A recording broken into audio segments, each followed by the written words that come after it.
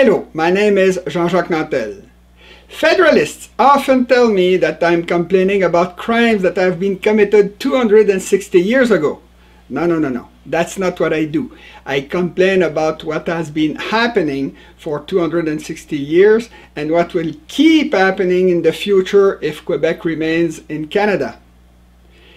Nowadays, most English Canadians actually believe that they are subsidizing the kindergartens in Quebec or its budget surpluses, while in fact most of those surpluses are due to the fact that the St. Lawrence lowlands are so flat and easy to exploit that Quebecers never had problems to produce wealth.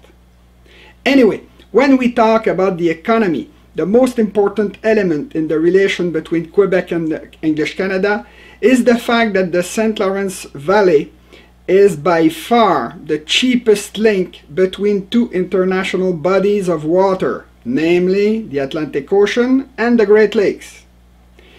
If the British attacked New France in 1759, it was because they were a seafaring nation who knew by experience how profitable such a strategic territory could be. During the following 260 years, the British and their descendants exploited Quebec and its French-speaking population to enrich themselves in three very distinct Canadian regions: in Quebec itself, in Western Canada, and in Southern Ontario.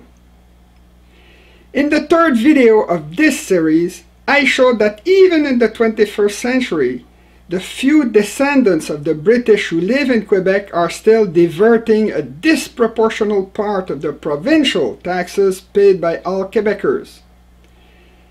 In the second video of this series, I showed that for centuries, the immense and diverse territories of Western Canada have been so underpopulated that their development had to be subsidized by the federal taxes paid by Quebecers, especially when they were 70, 50, 30 or 25% of the entire Canadian population.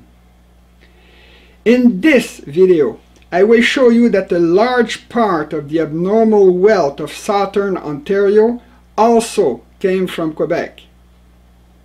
First, let's start with something totally obvious. Ottawa, the Canadian capital which creates a lot of economic activity in Ontario, has been built less than 1 centimeter past the Quebec border, and this is in a country that is almost as large as Europe.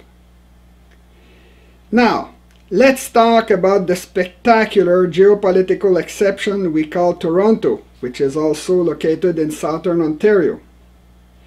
As I showed in the fourth video of this series, the Ontario Peninsula, which is the most densely populated region of the country, is not even in Canada.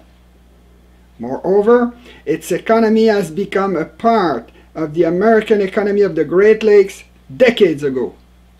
Curiously, however, the region we call the Golden Horseshoe did not follow the spectacular decline of the nearby American Rust Belt.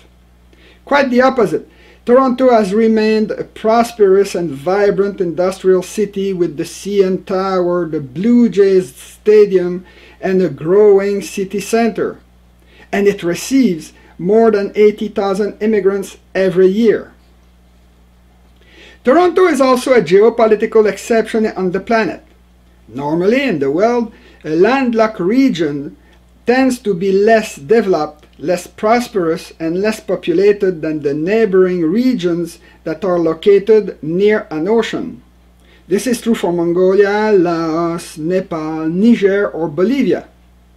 It's also true on the west coast of Canada, where Vancouver has been named the best city in the world in more than one occasion. It's also true in California, where coastal cities like Los Angeles or San Francisco are larger and more developed than Phoenix, Denver, or Salt Lake City. It is also true on the east coast of the continent, where New York and Philadelphia are richer than the cities near the Great Lakes. But surprisingly, it's not true in eastern Canada, where Ontario is landlocked and cannot reach economically the Atlantic Ocean without using the St. Lawrence Valley in Quebec. It's strange but true. Montreal is a poor city surrounded by rich people, while Toronto is a rich city surrounded by poor people. How can we explain those anomalies? It's very simple and perfectly well documented. For 260 years, French-speaking Quebec has been dominated and artificially impoverished by another nation that never stopped moving industries, head offices, and decision centers from Montreal to Toronto with all the good salaries that go with it. For instance, the financial sector in Toronto employs at least 210,000 people, while the same sector in Montreal employs only 100,000 people. In other words, if Toronto is an isolated oasis of wealth and prosperity in a poor region, it is largely because it administers its own economy and half of Quebec's economy. Here is a short and very incomplete list of the past investments made in the rest of Canada with Quebec federal taxes. Please press the pause button on your computer if you want to study that list, or if you want to use the very detailed bibliography I will put at the end of the video to allow you to verify everything I say. The most striking example of the imbalance I'm talking about was the $114 billion Ottawa gave to the largest English-Canadian banks in 2008. Nothing was then given to the Quebec Caisse Populaire Desjardins. Now, let's talk about the future, especially the future English-Canadian expenses that Quebecers will have to pay someday. First, there is the high cost of the Canadian government itself, a government which is based in Ontario and whose ministries often duplicate uselessly the Quebec ministries. The ever-growing debt of the federal government must also be taken into account, since Ottawa is running huge annual deficits while Quebec has regular budget surpluses.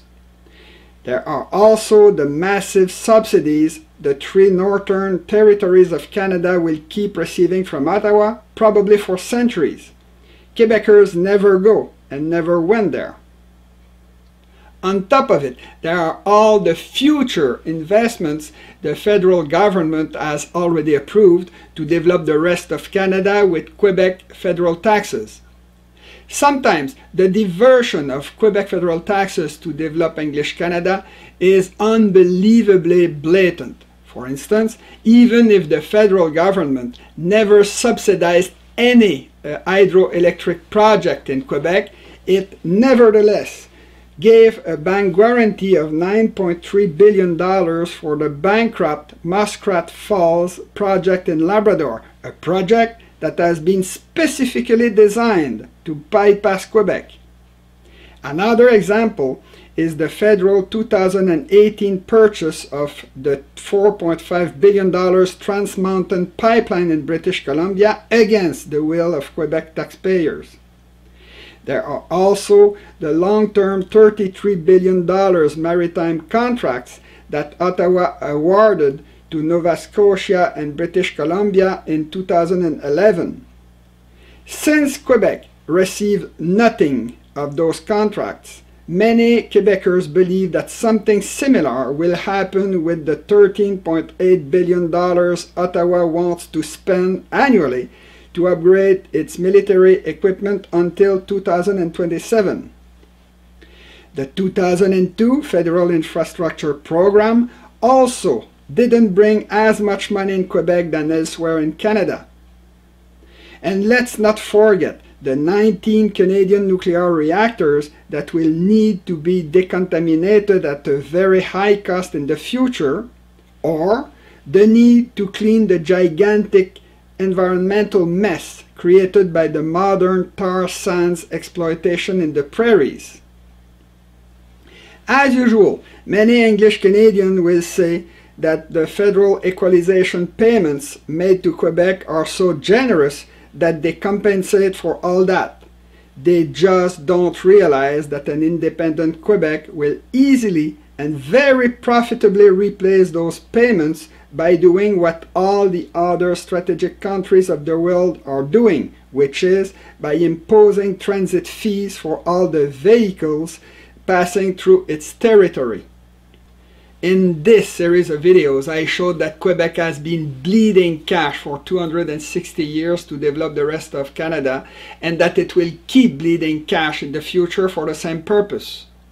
That diversion of Quebec federal and provincial taxes has been too regular throughout history to be attributed to simple bad luck. It's part of a system that made Quebec the poorest province of Canada.